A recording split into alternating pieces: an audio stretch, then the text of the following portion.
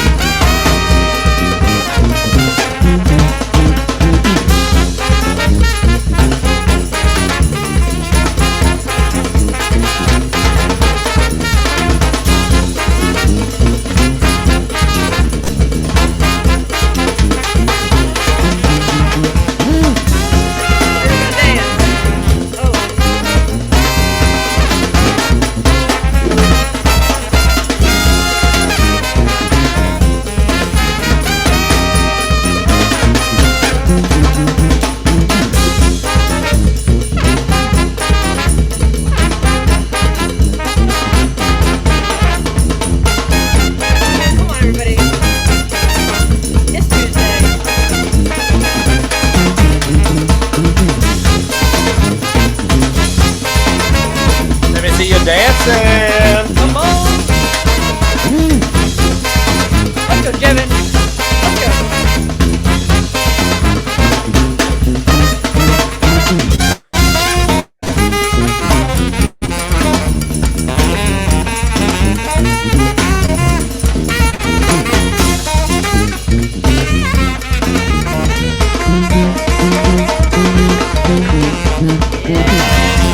Happy Tuesday, everybody!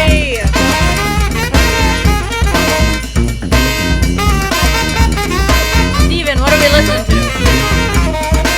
This is the Hustlers Brass Band. Woo! Called Snowball. Thanks for coming, everybody. We're just going to give some people some time to show up. Every day.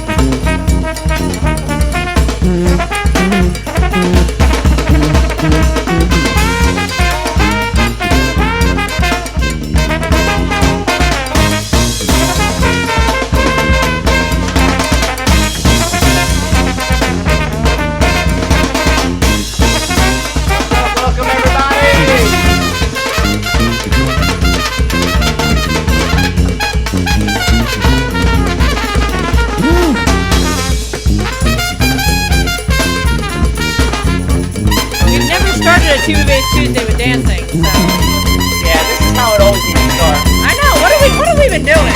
That's my question. Is what have we been doing?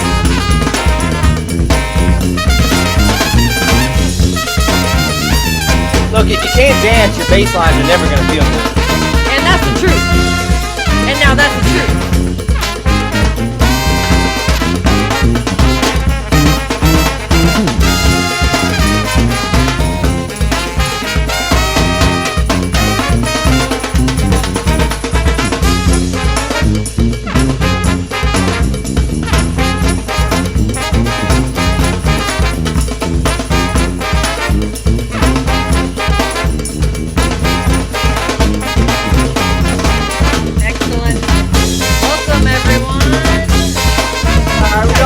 Minute left in this song, we're going to play out.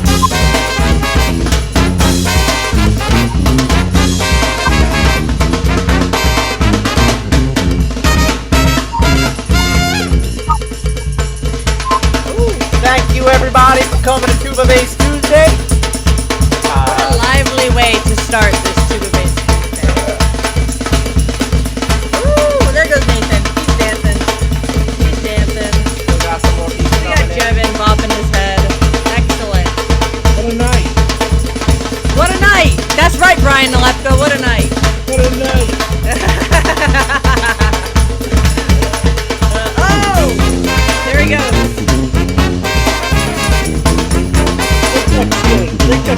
Break it! Break that ceiling. That's my dad, everyone.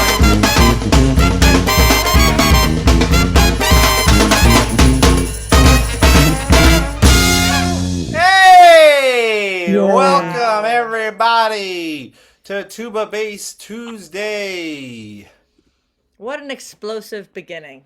Oh my goodness. Hosted by my two favorite fiancés. Hi, we just got mad. We just got engaged. Thank you. Yeah, thank you, Andrew. thank Very you. sweet. Very sweet. Thank you. Congratulations. Thank you so much. Thank you. If everybody wouldn't mind, just drop your name and where you're from in the chat. You can click the chat down below, just so we can kind of see who's from where you're coming from. Put your name, put where you're from. If you have any projects that you're playing in, drop them. You can, feel free to drop any like Instagram or social media handles. We just want to check out who is who do we got here. Let us know what you're doing in your tuba world. And let me bring up this little slideshow. We have special guest Brian Nalepka. That is my father. Yes. Oh. Tuba master. The original tuba master. Oh my. He invented the tuba.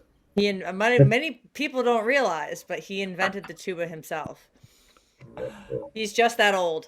It was a long process, but it took a little time to get the metal to bend back. Yeah, right. Back in those days. I had the first straight tuba though. It was about 75 feet long. Glad to be here for Tubabass Tuesday. Yeah, thanks, Dad, for coming. Yeah. We have Hannah from Berlin, Germany. Welcome. Our pal Chelsea. Oh, Chelsea. Yeah. Oh, nice. Lily from Black Forest, Germany. Welcome back. Love the cake. Love the cake. Black Forest cake. All right, everybody. Welcome to Tubabass Tuesday. Thank you all for coming out. Tubabass Tuesday is a workshop that we do for free every Tuesday, and it is brought to you by the Tubabass Studio. Tubabass Studio is a 12-month online mentorship for tuba players. We do weekly workouts. We have hands-on support. We have play-along libraries, online communities, all kinds of stuff. Really, it's just if you want to get your tuba bass dreams together, come hang out with us and ask us about it. Today's topic is ears.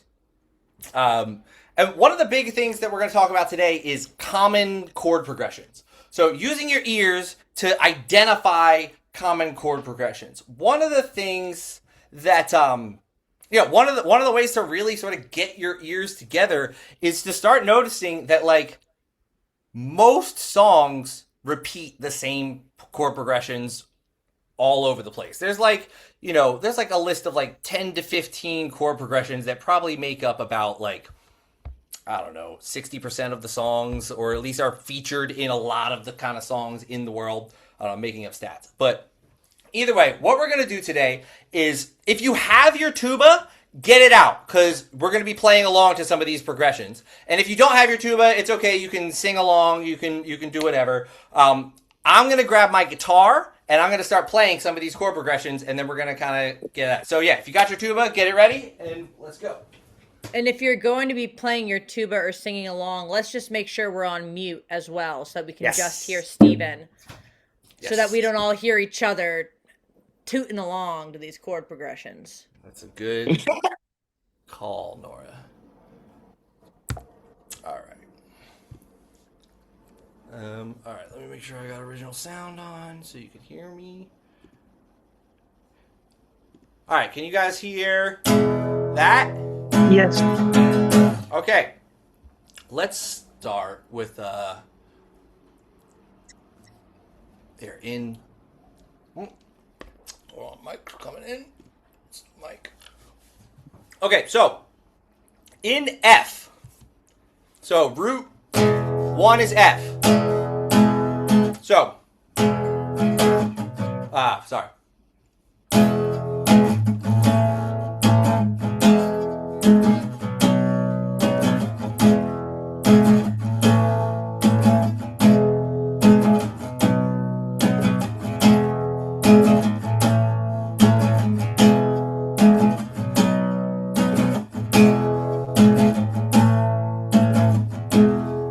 Go ahead and make up a bass line to this.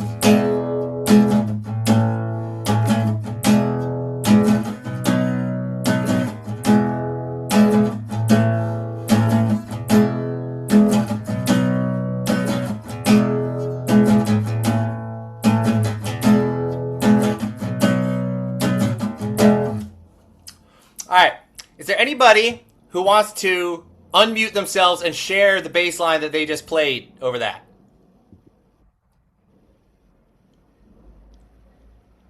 Nobody? Okay. Is there anybody who can tell me... What? Huh? Nathan? What you got? I just checked with both my horn and the piano off camera here, and sounded like you were in E, not in F. Oh, am I? Oh, am I out of tune? Yeah, I think you were a bit out of tune. I'm Yeah. not being able to match anything. Oh no! I forgot I had this tuned to, down a half step. Okay. All right. All right. Well, then what is it? So you're in key of E. So we're in E, but still the chord progression is the same. What is it? Oh, it would be E, A, and then you were doing what? E, A, E, B? E, A, E, B. B. So what would that be in numbers? 5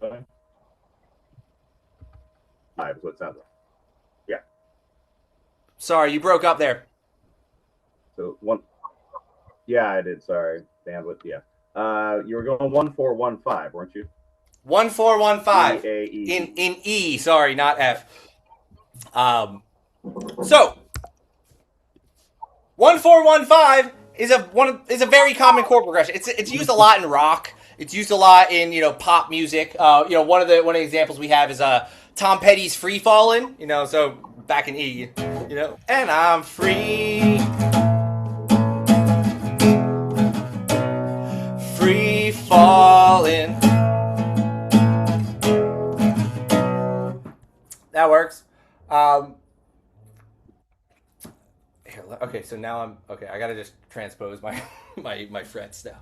Okay, so next progression. Oh wait, I gotta look at my cheat sheet so I know what I'm doing. God damn it.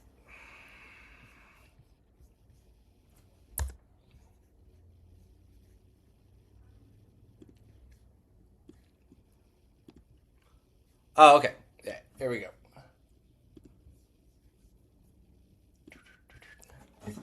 Okay, so now in F. So 1 is F.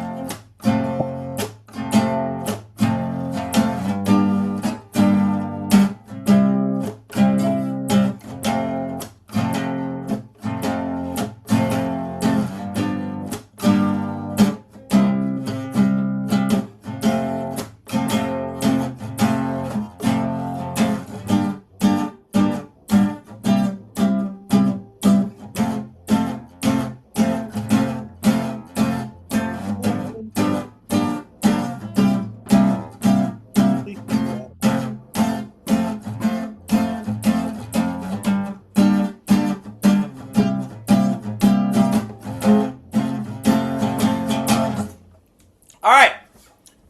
Who can share a bass line over that?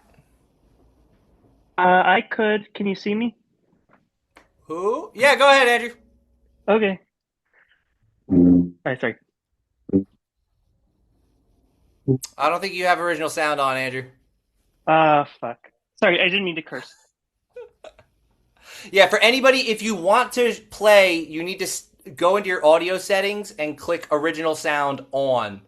Anybody who has it ready to play? Go ahead, Alex. Can do. Here we go. Hey, what's up?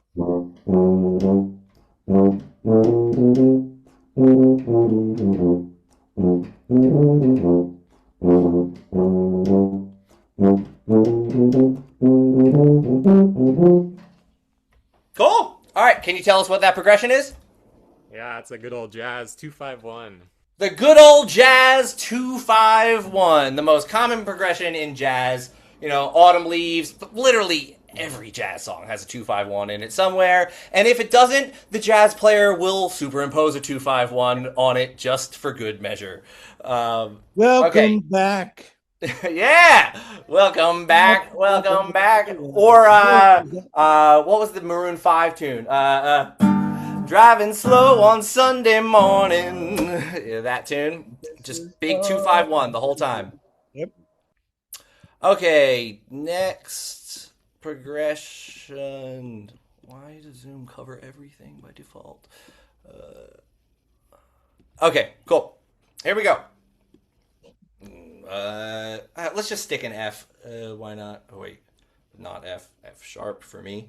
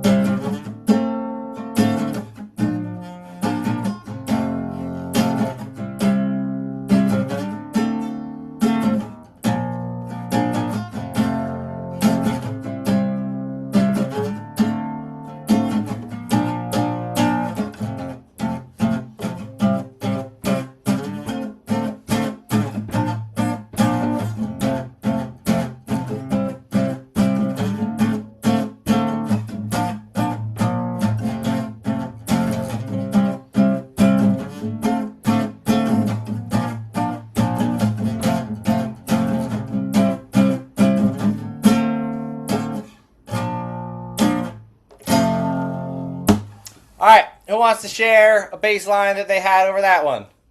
I could. All right, go ahead, Andrew. Give it a shot.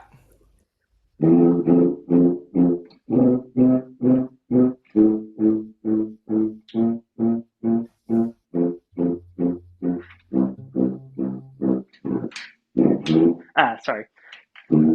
I messed up. But That was anyway, close. That was close. You actually had one of them incorrect, but that's out here. I want to see Sorry. if you right now can figure out which one was wrong.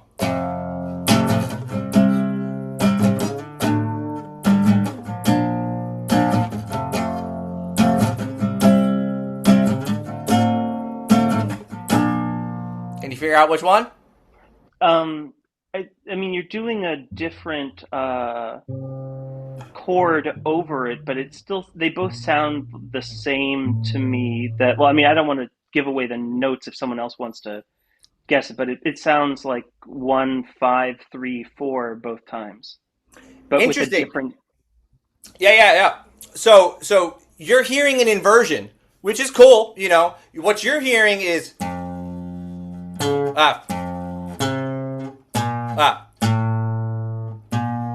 But what I was playing was.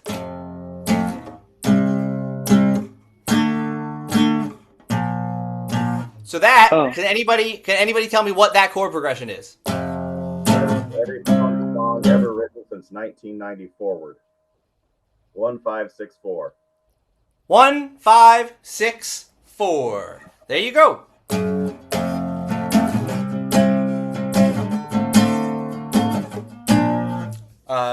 Oh wait, let me fast forward this. So yeah, let it be. Let it be. Let it be. Let it be. Let it be. Yeah, tons of songs are 1, 5, 6, 4. Anybody got any other tunes that are 1, 5, 6, 4? Don't Stop Believin'. Don't Stop Believin'. With or Without You. Give somebody else a chance, Nathan. Sorry. I played that chord progression so many times. It's muscle memory at this point. Yo, what's up, Jevin? So the easiest way to learn that one is to listen to the comedy stylings of the Axis of Awesome, an Australian group that talk about the 4-chord song and play all of the 4-chord songs in 5 minutes. Wait, was that wasn't the Flight of the Conchords thing, right? No, they were called the Axis of Awesome. It was a trio from Australia. Yeah. No, yeah, there's actually been so many of those kind of like YouTube chord progression viral video songs. Like, it's actually a really good way to kind of get your head around some of these chord progressions. All right, so wait, what's this last one? Okay, here. Last one we're gonna do. What? Oh wait, how? Oh, crap! I'm a half step up. Wait. Okay, if that's F, G. Okay. Okay, sure. This should be A flat, right?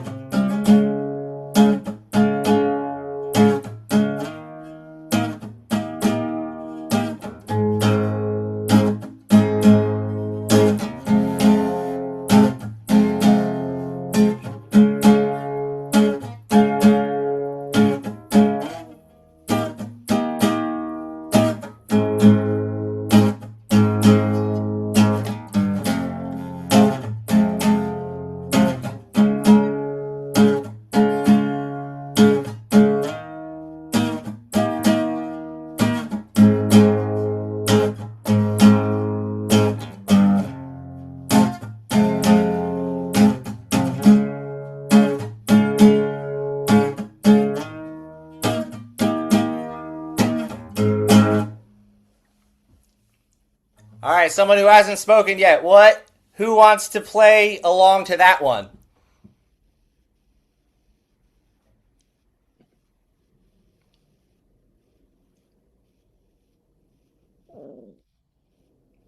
Nobody. All right. All right. Who can tell me what it is? 1625. Close. So close. 1645. Okay. But wait.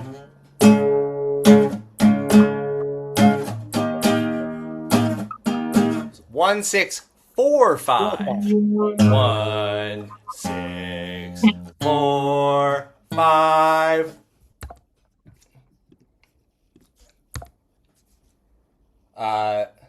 Is Stand By Me 1645? Yeah, it is. In the Still of the Night. In the Still of the Night, Unchained Melody. Oh, my love. I hunger. Yeah, all that. Cool. So, those.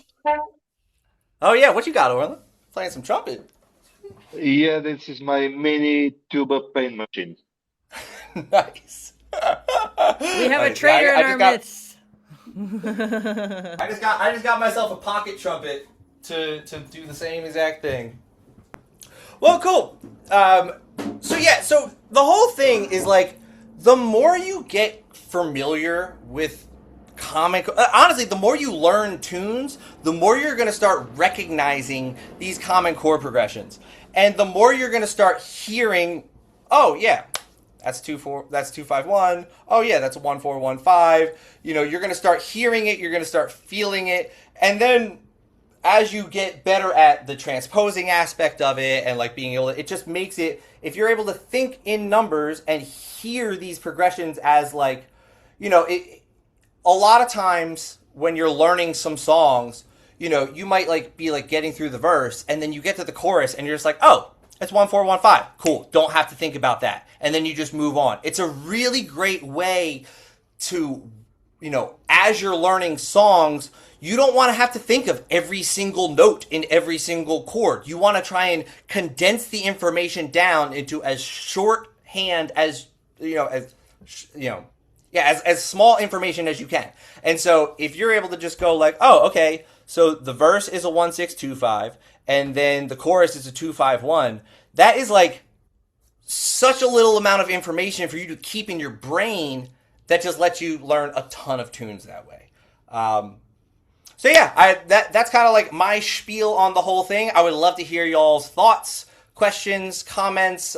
We got some real good firepower in the room with some heavy jazz heads, and we got some tuba bass classic people. So go ahead, open up the floor. I'd love to hear your thoughts on common chord progressions, why they're important, anything.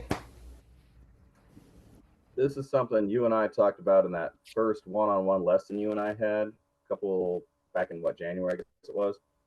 Yeah, when you applied for the studio. Sorry? Yeah.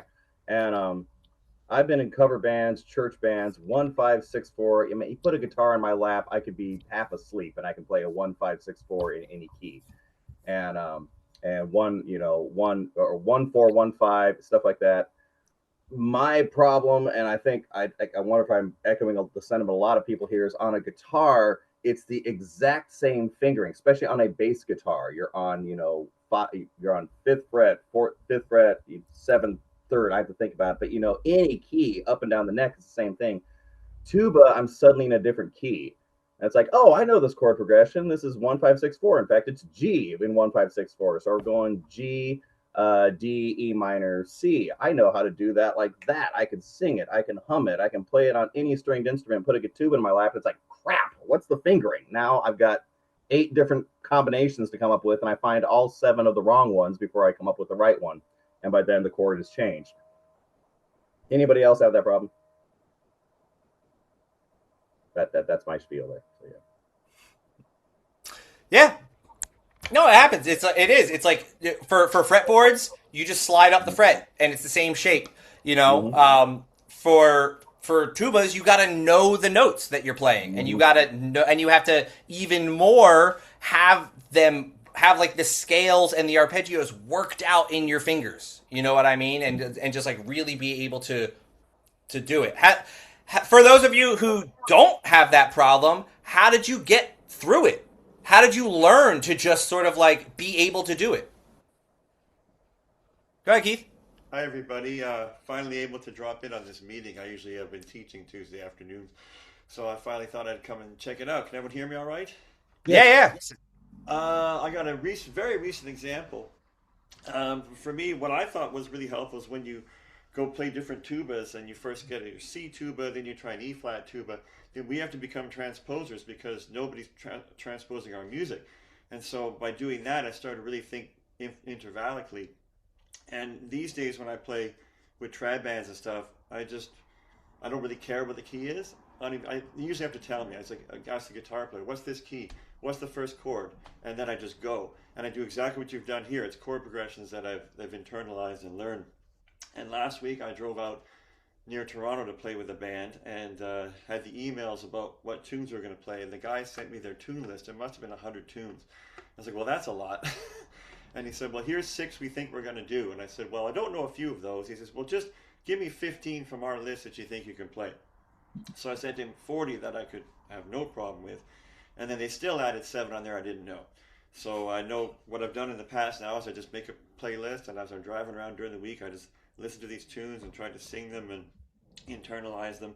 And that was fine, and I was ready to play the 7 tunes that on top of the ones I knew. And then in the second set, they said, we got some guests here who are going to come play with us, and tunes that were never even mentioned, that I never even heard of, were called and brought up. So, but you know what? You just listen and you get a feel for where progressions are going, and especially if you're in like traditional jazz, there's so many repeated things. Like, oh, this is one of these. Sometimes all I need to know is the bridge goes to 3. You know, it's like, oh, this one goes to flat 6. Just like you say, the shortest little shorthand you can come up with. But in terms of, I don't even think about the notes anymore. It's just all intervals for me now. So it doesn't matter what tuba I'm playing either. Yeah. I like that. That's helpful. Thank you. Just don't think of notes, think of intervals. Pick up a different key tuba and just pick up an F.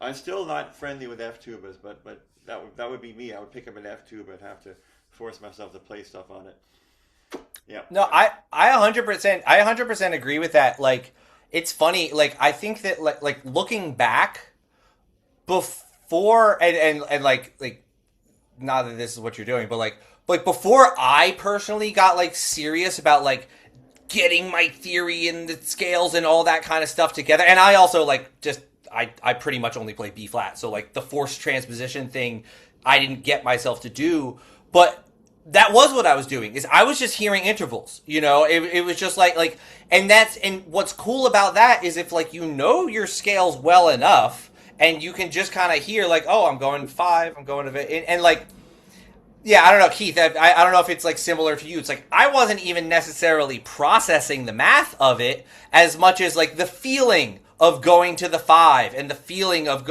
or just like, or even literally just step walking down. You know, like most of the time I would be like, oh, okay, like I know I'm playing bong, and I know I have to land on ba, and so I'm ba ba ba ba ba. Exploratory surgery. You can always do that. I did a lot of that on the weekend. Just keep playing use your ability to change your notes to find where you're supposed to go. Oh yeah, definitely do a lot of that. For sure. Cool. Yeah, I'd love to hear some more thoughts on this stuff. Real quick, Steven, would you mind quitting out of the PowerPoint for the open discussion? Oh yeah. Yeah, that'd be great. Thank you. Yeah. No, I definitely. Alex, were you gonna say something? Okay, go ahead, Alex. Sure, thanks, Nora.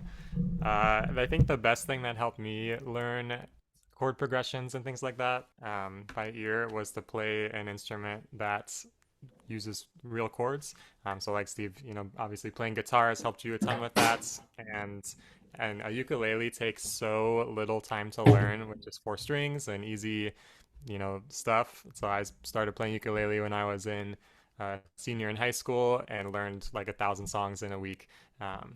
And the cool thing about it too is that there's websites like UQ tabs where you can like transpose everything into C. And I think that was the thing that really helped me like take note of, oh wow, I see this chord progression in all of these songs because it's all in the same key. I can practice hearing the different chords. I can, hearing the bass note by itself is helpful, but hearing the whole chord quality really, really helps your ear develop. So I would recommend everybody to pick up a $10 ukulele and start messing around and seeing what you discover. I'd probably skip that part. I started playing piano in bands years ago, and at first, I don't know if you remember this ad for Cheese Whiz.